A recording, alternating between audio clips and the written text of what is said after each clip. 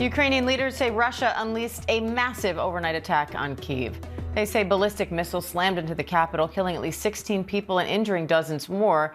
Now Ukraine says it's facing a critical shortage of American-made interceptors to defend against Russian missiles.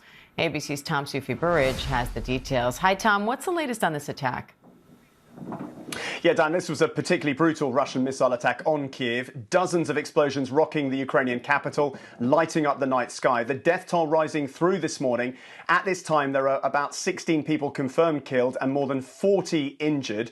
There were strikes on residential apartment buildings, and search and rescue operations are still ongoing, so those casualty figures could still rise.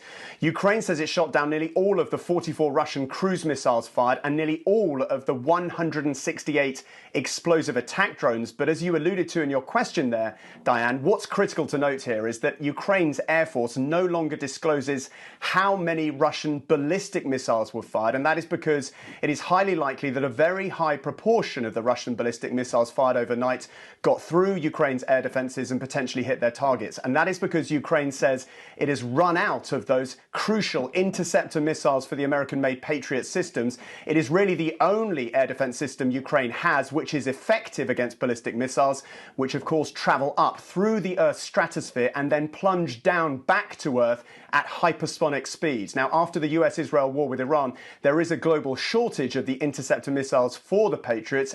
And yes, as you say, Ukraine is pleading with allies now to supply some of their remaining stocks. But for now, Ukraine has no real answer to Russia's ballistic missile attacks. And this is a big problem for Ukraine, especially as they look towards the winter months when they expect Moscow to target civilian energy infrastructure once again. Tom, Ukrainian President Zelenskyy is coming under increasing pressure at home, too. What are some of the challenges he's facing there? Yeah, well, in the last 24 hours, Diane, Zelenskyy has sacked his deputy chief of staff after her property was reportedly among those raided by Ukraine's anti-corruption bureau in the latest corruption probe to touch Zelenskyy's inner circle. Now, the sacked aide hasn't commented on the allegations and on that investigation into her and others, but Ukraine's anti-corruption bureau says around $3.4 million of, quote, illegally obtained money was laundered and used to pay bail for Zelenskyy's former energy minister, who himself was charged in a separate and much bigger corruption investigation. And at the heart of that probe is the former business associate of Zelenskyy.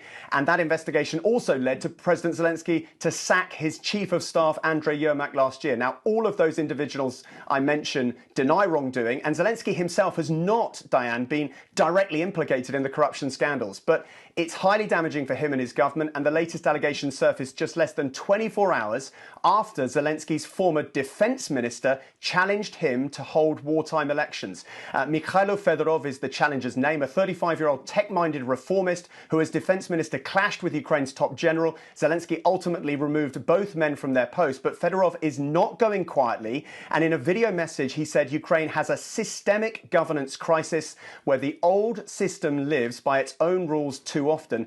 Zelenskyy has not responded specifically to that criticism, but many people in Ukraine are against the idea of wartime elections, not only because Russia occupies so much of the country, but because it would be very, very difficult to hold a free and fair election while the war is ongoing by Russia. Tom Sufi-Burridge, thank you.